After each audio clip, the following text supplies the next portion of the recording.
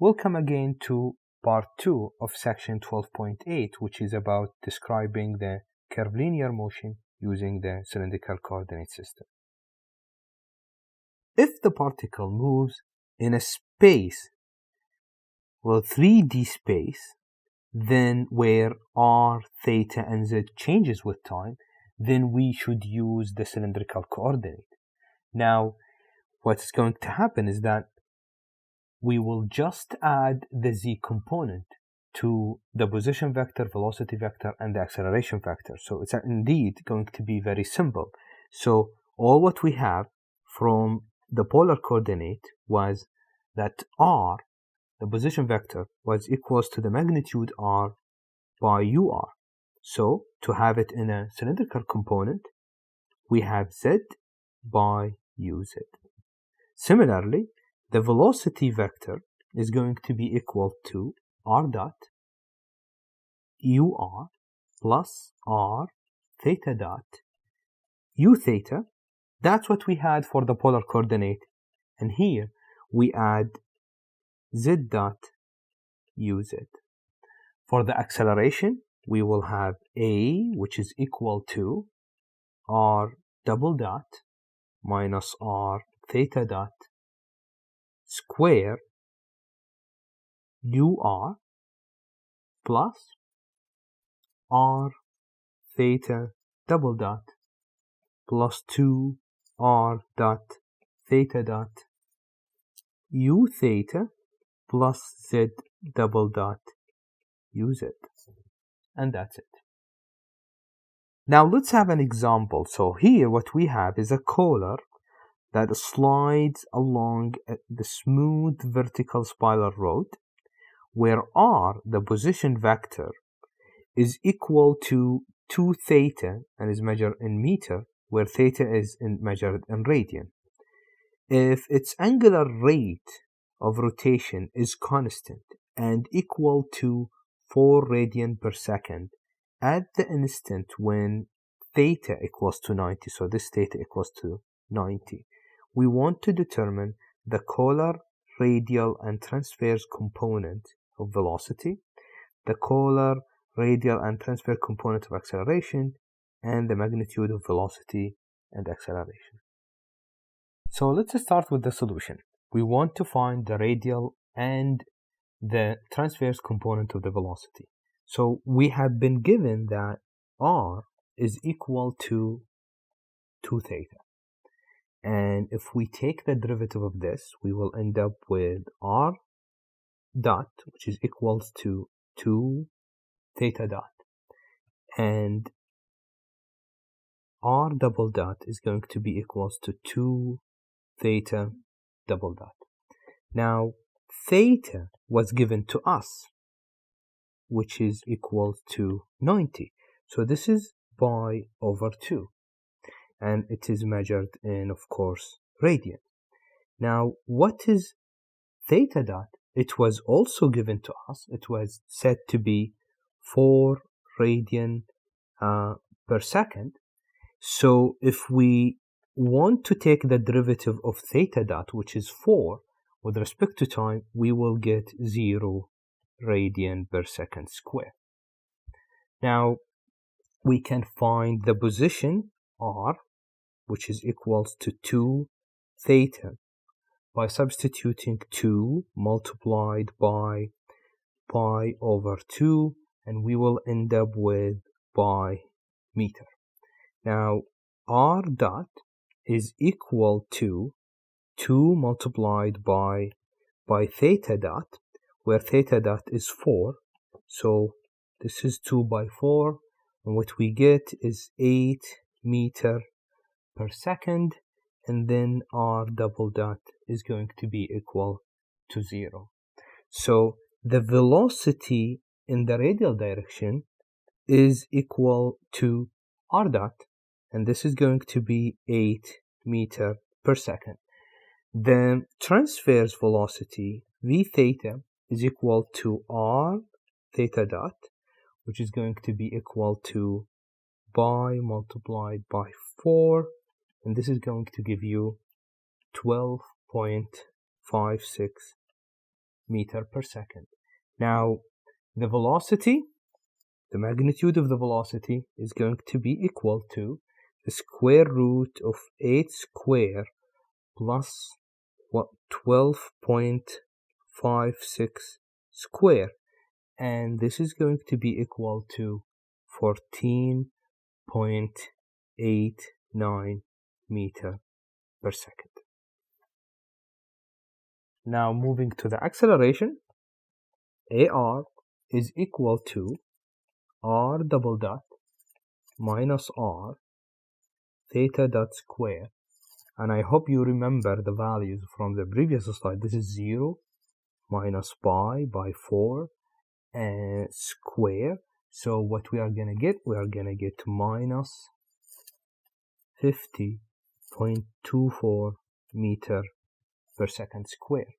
Now A theta is equal to r theta double dot plus 2 r dot theta dot, which is going to be 0 plus 2 by 8 by 4, and this is going to be 64 meters per second square. So the magnitude of the acceleration is 50.24 square plus 64 square, and this is going to give you 81.36 meters per second square. Now let me extend the solution a little bit. It wasn't asked to find the directions, but if we want to do that, then if you remember, VR was found to be 8 meters per second, V theta was 12.56 meters per second, the magnitude was 14.89 meters per second, and if we calculate the angle theta, which is the tan inverse of V theta over VR, then what we are going to get? We are going to get 57.5 degrees. Now, on the other hand, for the acceleration, we got AR, which is equals to minus 50.24, A theta, which is 64, A is 81.36.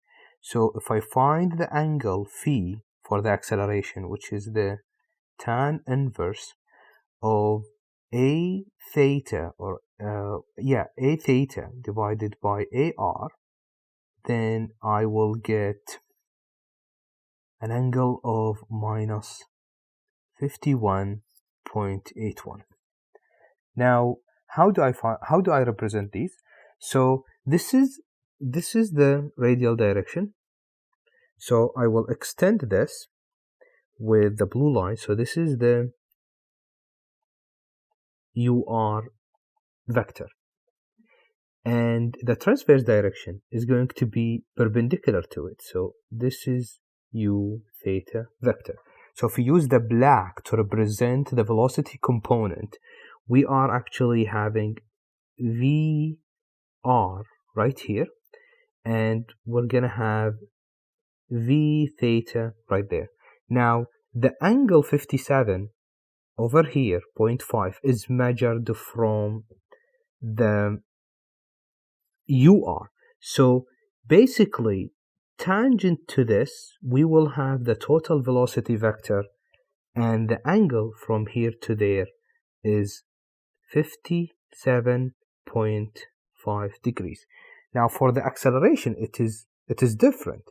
What we have for the acceleration is that AR is negative. So AR indeed is actually going downward over here. That's AR. And A theta is going in the positive direction, so this is A theta. So what would you expect is that the acceleration vector is going to be somewhere here in between. And this is actually true, because measuring the 51.81 is actually measured in the negative sense. So instead of going in the counterclockwise direction, it has to be going from the clockwise. So either you measure that angle by from here as minus 51.8, or actually which is equals to this angle. So, and in that way you will end up with the acceleration vector right here. As I said, that's the total acceleration vector. Sometimes we have the path described by a trigonometric function, sine or cosine, and here we're just going to have a quick example just to show you how to deal with the situation. So if the position vector r is defined as 0.5 by 1 minus cosine theta, then the derivative r dot is going to be 0.5 multiplied by theta dot multiplied by sine theta. And what I did over here is basically I multiplied 0.5 by 1 and then 0.5 by minus cosine. Now the derivative, the time derivative of cosine is minus sine, so the minus with minus cancel. I have 0.5 as constant, so basically I take the derivative of cosine, which is minus sine, and then I have to take the time derivative of the angle, and this is why I get theta dot. And if you do this again, r double dot, then you will end up with 0.5 theta dot by cosine theta plus 0.5 theta double dot multiplied by sine theta. And what I did over here, I basically kept 0.5 and theta dot as is, and then I took the time derivative of sine. So sine theta, its derivative is cosine theta, and then the derivative of the theta is theta dot, and this is why I got double. Now on the other part, what I did, I kept the sine theta as constant, and then I took the derivative of this one. So 0.5 is still constant, so the time derivative of theta dot is theta double dot. To summarize, we have identified or defined the terms polar, radial, transfer, and angular direction. We also differentiate between the cylindrical and polar coordinate system. We identify the unit vector on the radial and transverse direction. We also talked about the angular velocity as well as the angular acceleration, and we derived their equation. That's it. Thanks.